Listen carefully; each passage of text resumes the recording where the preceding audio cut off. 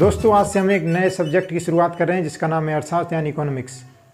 अभी फ़िलहाल की परीक्षाओं में या वो MPPSC हो, SI हो, कांस्टेबल हो, किसी भी परीक्षा में अर्थशास्त्र से संबंधित प्रश्न पूछे जा रहे हैं। वह प्रश्न जो होते हैं वो करंट से संबंधित होते हैं कि मुद्रास्फीति की दर क्या है, RBI की रेपो रेट क्या है, ऐसे संबंधित क्वेश्चन आते हैं। लेकिन इसके लिए भी आपको बेसिक कंसेप्ट मजबूत करना बहुत ज़रूरी है। यदि आपके बेसिक कंसेप्ट मजबूत नहीं होंगे तो आप इकोनॉमिक्स के जो सामान्यतः क्वेश्चन हैं वह भी नहीं कर पाएंगे।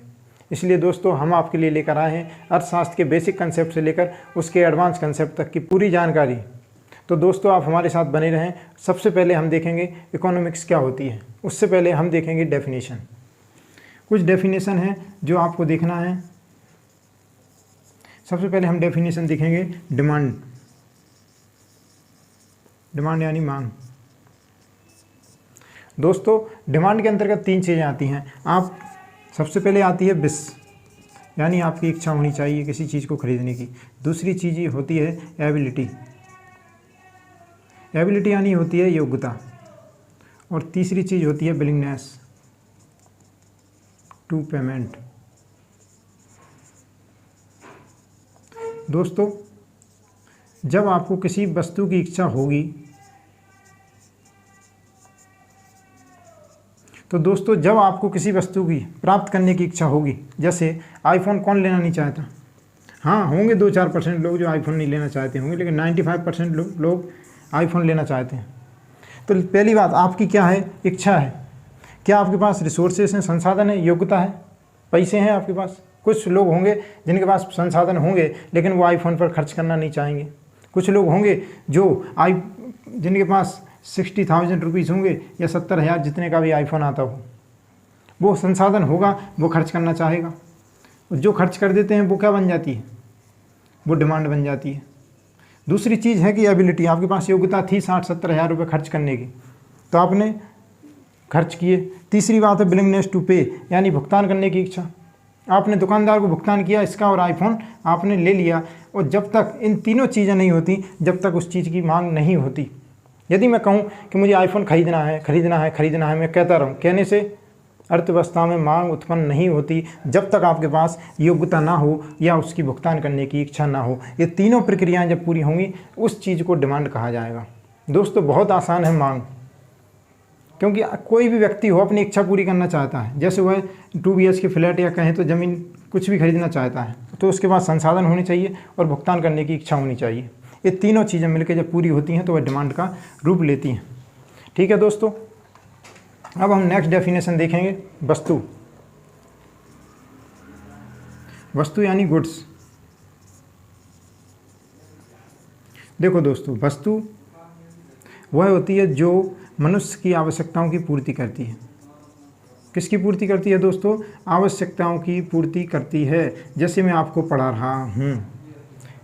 पढ़ा रहा हूँ, ये मार्कर है, ये क्या है, एक वस्तु है। वो मेरी आवश्यकताओं की पूर्ति कर रही है कि मुझे लिखने में ये सहायता कर रही है। तो यह क्या करती है, जो मनुष्यों की आवश्यकताओं की पूर्ति करती है। लेकिन एक चीज़ याद रखना, जो वस्तु होती है वो दृश्य होती है, वह उसको आप देख सकते हैं। ये मार्कर है, आपको दिख रहा है, तो ये क्या है, ये एक वस्तु है और वस्तु को क्या कर सकते हैं, देख सकते हैं और इसका मौद्रिक मूल्य होता है। किसी भी वस्तु का मौद्रिक मूल्य होता ही होता है। कोई भी चीज़ यहाँ फ्री में नहीं बनती, किसी भी वस्तु को बनने के लिए लागत आती ही आती है दोस्तों। तो याद रखना, सबसे पहले हमने मांग देखा, वस्तु देखी है। अब इसके बाद हम नेक्स्ट डेफिनेशन देखेंगे सेवा, जिसको सर्विस कहा जाता है। मैं सब परिप्रेक्ष्य में बात कर रहा हूँ, मैं अर्थशास्त्र के परिप्रेक्ष्य में बात कर रहा हूँ। देखना, सेवा में भी वही होता है। यह भी सेवा मनुष्य की आवश्यकताओं की पूर्ति करेगी। आप बीमार होते हैं, डॉक्टर के पास जाते हैं, डॉक्टर क्या करता है, आपका इलाज करता है, वह आपको सेवा देता है। उसके बदले क्या लेता है, उसके बदले वह भी मौद्रिक मूल्य लेता है। लेकिन आपको ये पता नहीं कि उसने सेवा क्या दी। इसलिए कहते हैं कि सेवा क्या होती है, अदृश्य होती है, इंटेंजिबल होती है। सेवा आपने समझी, सेवा क्या है, मनुष्य की आवश्यकताओं की पूर्ति करती है, मौद्रिक मूल्य है उसका, और वह अदृश्य है। सेवा अदृश्य होती है।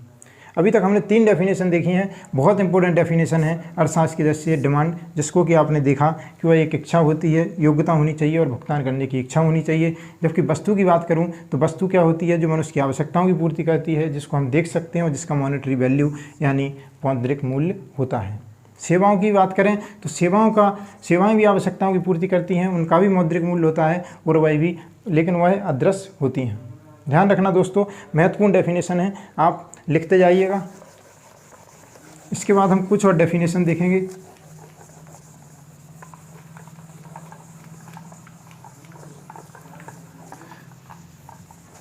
दोस्तों अब डेफिनेशन है प्रोडक्शन की।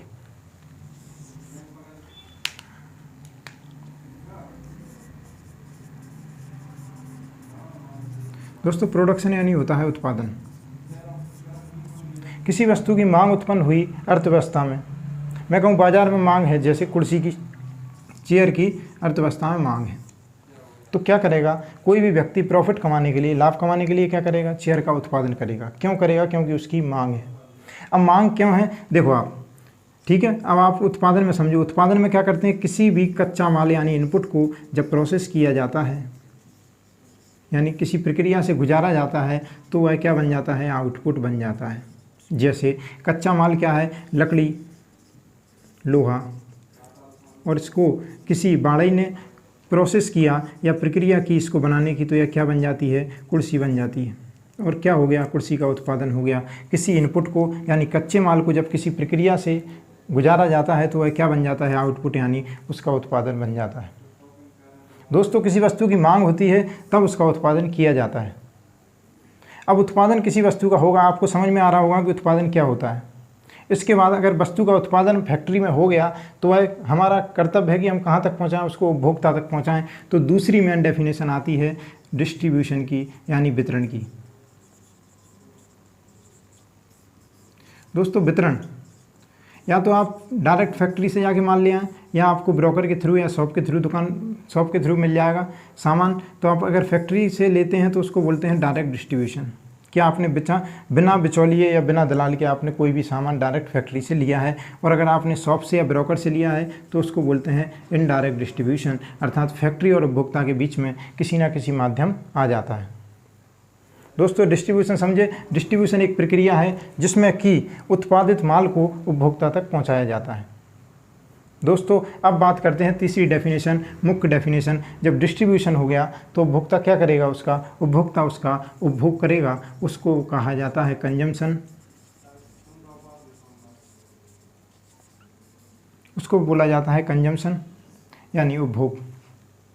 अब उपभोक्ता के पास जब माल पहुंचेगा तो उपभोक्ता क्या करेगा, उसका उपभोग करेगा। आपको तीनों डेफिनेशन समझ में आ गई कि जब अर्थव्यवस्था में मांग होगी तो किसी वस्तु का उत्पादन किया जाएगा, जब किसी वस्तु का उत्पादन किया जाएगा तो वितरण किया जाता है, और वितरण के बाद जब उपभोक्ता तक पहुंचेगी तो उसका उपभोग किया जाता है। दोस्तों यह महत्वपूर्ण डेफिनेशन है अर्थशास्त्र की दृष्टि से।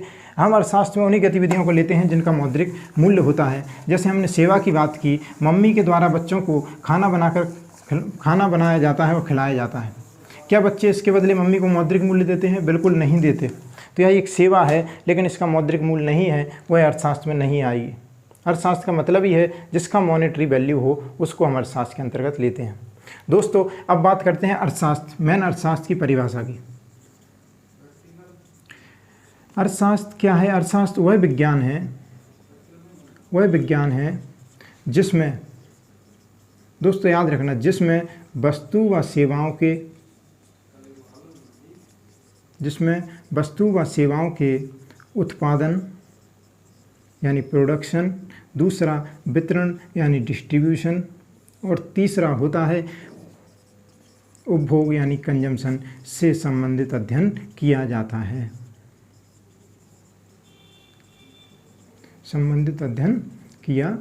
है। दोस्तों आप डेफिनेशन याद होनी चाहिए, किया जाता है, क्योंकि बहुत सरल डेफिनेशन है, कोई भी लोड नहीं लेना। विज्ञान है जिसमें वस्तु व सेवाओं के उत्पादन, वितरण व उपभोग से संबंधित अध्ययन किया जाता है।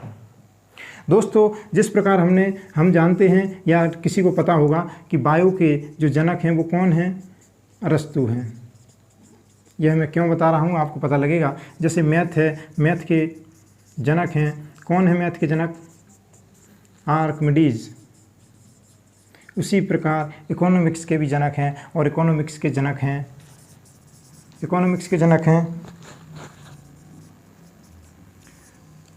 एडम स्मिथ भाई साहब।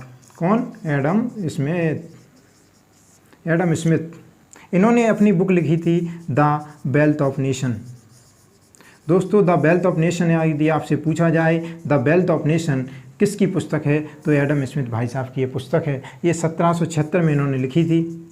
इसमें इन्होंने अर्थशास्त्र से संबंधित सभी सिद्धांतों की व्याख्या की है, इसलिए एडम स्मिथ को अर्थशास्त्र का जनक कहा जाता है। दोस्तों, बहुत इंपॉर्टेंट नाम है एडम स्मिथ। इकोनॉमिक्स के जनक के रूप में जाने जाते हैं और इनकी पुस्तक का नाम है द वेल्थ ऑफ नेशन। 1776 ईस्वी में इन्होंने ये पुस्तक लिखी थी। दोस्तों, अभी हमने देखा कि इकोनॉमिक्स के जनक एडम स्मिथ हैं। हम एक चीज़ और देखेंगे, टाइप ऑफ इकोनॉमिक्स। इकोनॉमिक्स के टाइप क्या होते हैं।